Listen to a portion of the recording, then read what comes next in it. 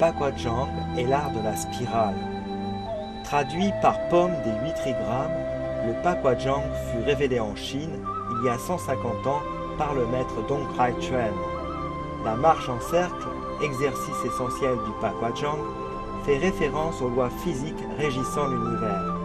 Art martial redoutable, le Pakwa doit aussi être considéré comme un système énergétique bénéfique pour la santé. Dans le Pakwachang, l'expert de Pakwa se meut continuellement sans que l'on puisse prévoir ses actions. Tout repose sur l'art des transformations, car dans le Pakwachang, technique et déplacement résultent de combinaisons en spirale. La pratique martiale s'appuie sur des changements d'angle d'attaque. Le principe de transformation permet de déstructurer la posture de l'adversaire, puis de pénétrer sa garde pour lui infliger une terrible et ultime frappe. Le système Gaoi Shen est depuis plusieurs décennies transmis par le maître taïwanais Lo De-Siu. Celui-ci est représenté en France par Hervé Marigliano. Après les arts martiaux japonais qu'il pratique depuis 1971, Hervé Marigliano part vivre et étudier de 1990 à 1994 sur l'île chinoise de Taïwan.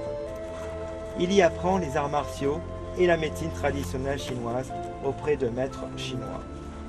Aujourd'hui, en qualité de professeur de l'école Yizhong de maître Lo De-Siu, Hervé Marigliano transmet en Europe son expérience du Pakwachang. Le système Gaoi Shen s'articule autour de la pratique de 10 techniques de main fondamentales, Ji-Ben Sofa. Il s'agit de mouvements spiralés qui développent la force d'attaque et de défense.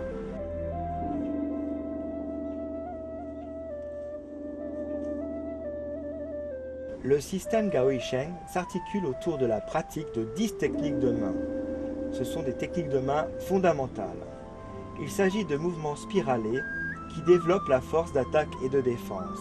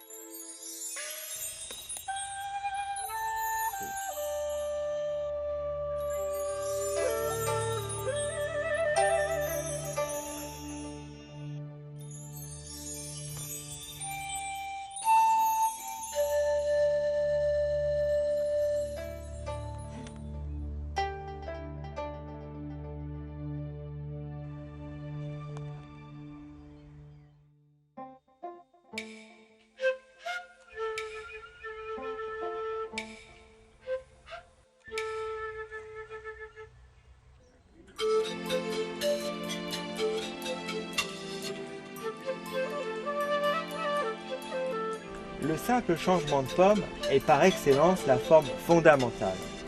Elle représente le noyau dur, l'essence de l'ensemble des autres changements de pomme du Pakwachang. Outre le simple changement de pomme, il existe le double changement de pomme et les 8 changements de pomme. Ces formes constituent les fondations de l'art du Pakwachang. L'explosion d'énergie en Pakwachang résulte du contrôle de l'esprit et de la capacité à focaliser toute la puissance du corps vers une cible précise. La force qui en résulte peut jaillir de n'importe quelle partie du corps et s'applique à toutes les techniques du Pakwa: frappe, coup de pied, luxation et projection.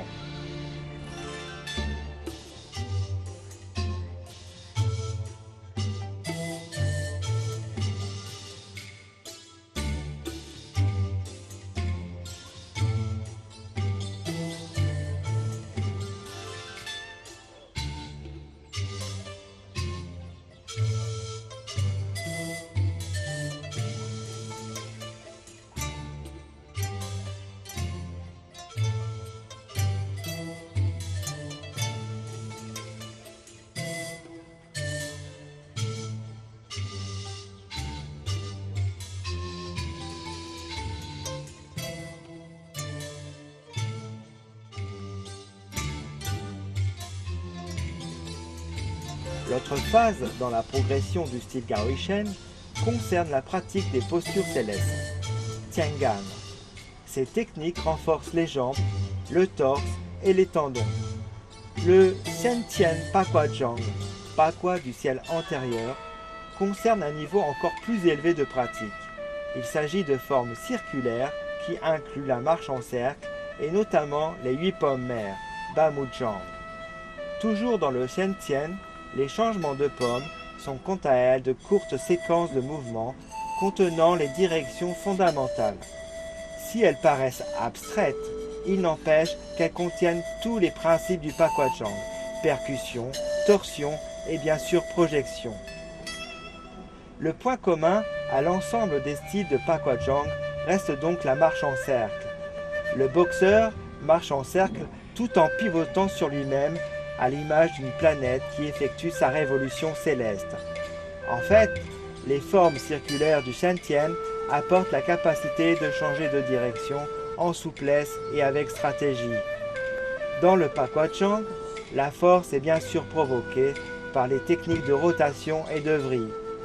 Plus particulièrement, le combattant en Pakuazhang tourne soit autour d'un point extérieur à son corps, la marche en cercle, soit effectue une rotation sur son propre axe.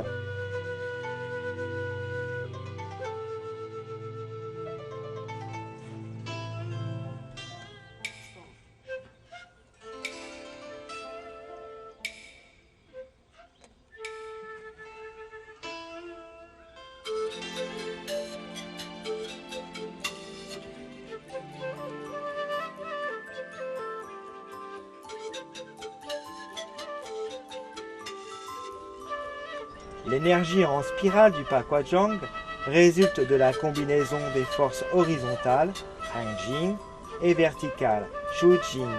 Puis vient l'étude des 64 techniques linéaires du Pakuazhang, celle du ciel postérieur appelée Rotian Pakuazhang.